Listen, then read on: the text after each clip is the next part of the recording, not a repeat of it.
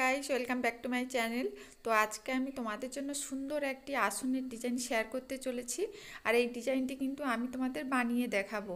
দেখো, আমি এখানে থেকে একটা বিন্দু থেকে ফোঁটা তুলে নিলাম। এরপর 8টা লাইন কাউন্ট করে নিয়েছি। 8টা লাইন নিয়ে একটা স্টিচ করে নিলাম। ঠিক তার পাশের লাইনে ওপরের দিকে একটা লাইন ছেড়ে দিয়ে নিচের দিকে একটা লাইন বাড়িয়ে দিয়ে একটা স্টিচ করে নিলাম। প্রত্যেকটা স্টিচের ক্ষেত্রে কিন্তু 8টা করে লাইন থাকবে। দেখো, আমি ওপরের দিকে একটা ছেড়ে দিচ্ছি আর নিচের দিকে একটা বাড়িয়ে দিচ্ছি। এইভাবে আমি 8টা স্টিচ করে নেব। 5টা হয়েছে, এই 6টা করে নিচ্ছি। 7টা স্টিচ করে নিলাম।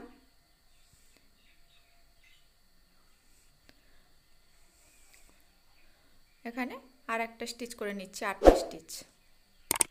এই ডিজাইনটি বানাতে আমি 3টে কালার ইউজ করেছি, তোমরা তোমাদের পছন্দ মতো কালার ইউজ করবে। দেখো, আবার এখানে আরও একটা কালার নিয়ে নিয়েছি। আর এখান থেকে দেখো কিভাবে স্টার্ট করছি। ঠিক তার পাশের লাইনে সেম রেখে দিয়েছি, ওপরেও সেম নিচেও সেম সেম রেখে দিয়ে একটা স্টিচ করেছি।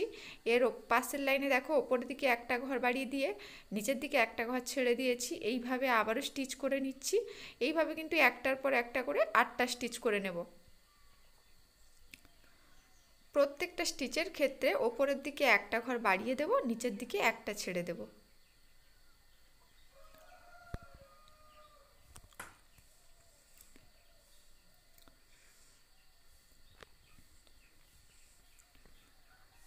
দেখো, আমি এখানে 8টা স্টিচ করে নিয়েছি। এরপরে দেখো, ঠিক এখানে ফার্স্টের লাইনটা ছেড়ে দিয়েছি, সেকেন্ড লাইনে ফোঁটা তুলেছি, দুটো লাইন নিয়ে একটা স্টিচ করেছি।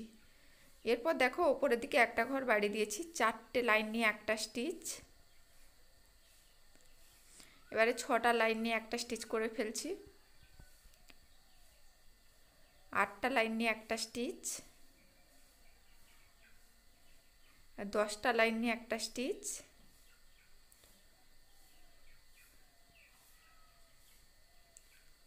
12টা লাইন নিয়ে একটা স্টিচ।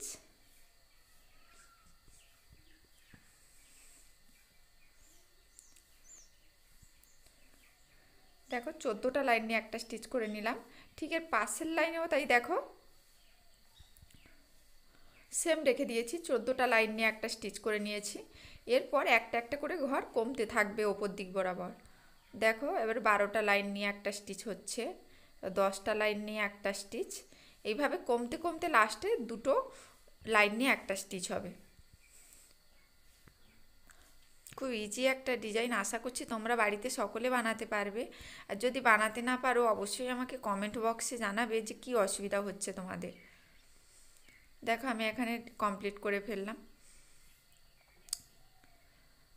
এইভাবে দেখো, ঠিক এর ওপরের লাইনে ঠিক ওপর দিক বরাবর আবারও 8টা লাইন কাউন্ট করে নিয়েছি, 8টা লাইন কাউন্ট করে একটা স্টিচ করেছি। এইভাবে 8টা স্টিচ করেছি।